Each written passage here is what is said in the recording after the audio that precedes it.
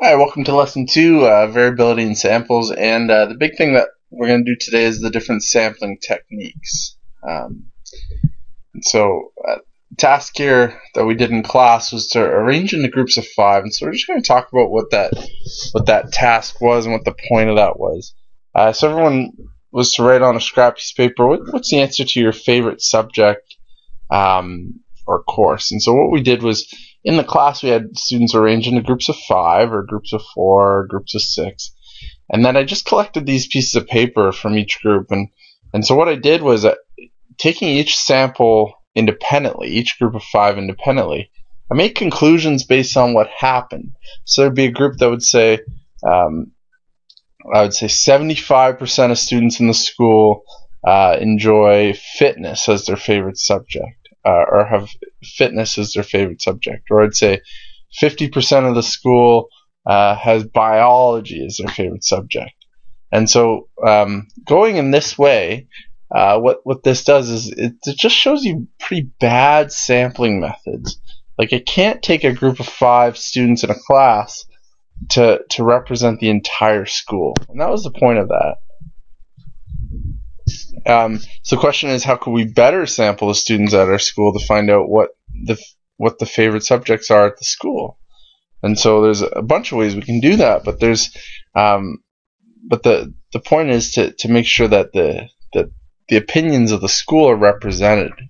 So we have a representative sample. And so that's the goal, is to get a sample that represents the population. And in this case, the population would be of the school.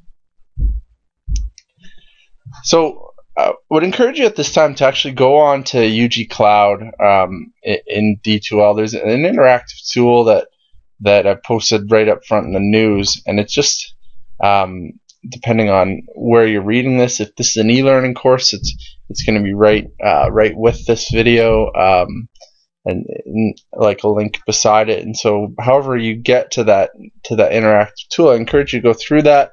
You don't have to take notes throughout. Like, I just really take in the knowledge. You can have the lady read it to you or not.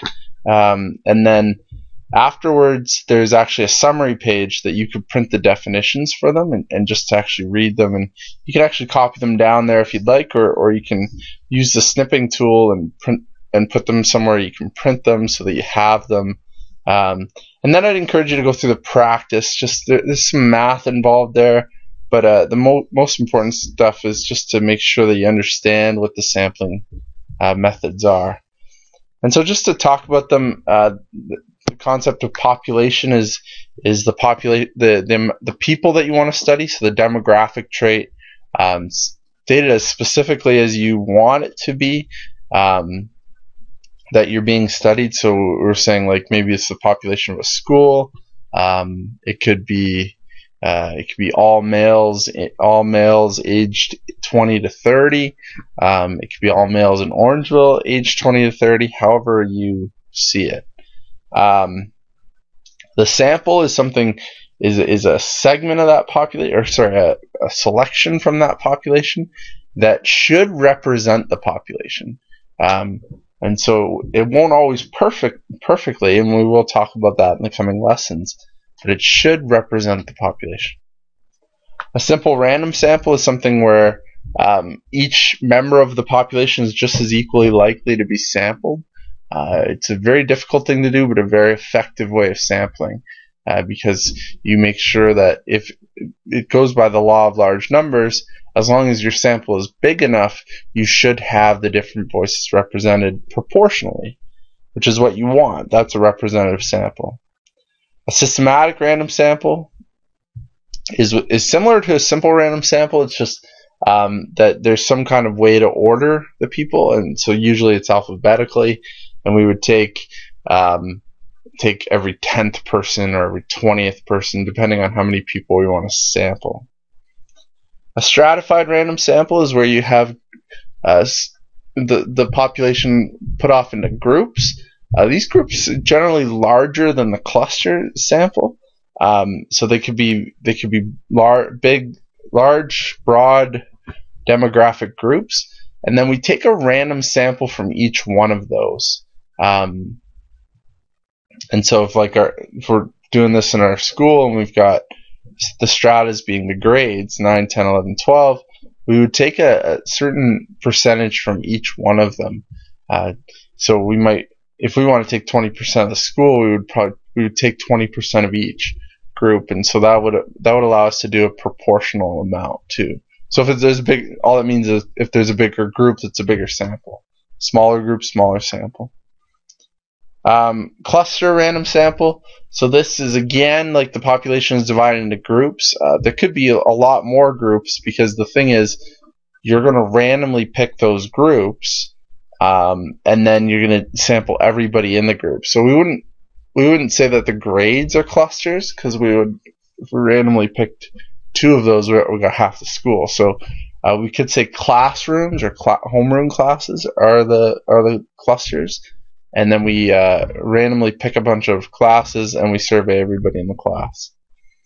Multi-stage random sample, really this one you guys can reserve for any kind of combination between them that aren't other things.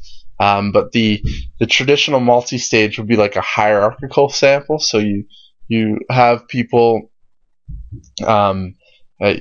you randomly select a neighborhood, and then in each neighborhood you randomly select a street, and then each street you randomly select some houses. And so that would be a multi-stage sample where there's some kind of hierarchy to actually choose people. Voluntary response, generally this is not about like asking people if they want to do your survey, because that's not voluntary. That's actually you've approached them. It's more when they come to you, and that's how you tell the difference. Usually you have like some kind of prize there, or some kind of like chance to win a prize, or you just put out your phone number and said vote for your favorite musician or something like that. So they actually come to you.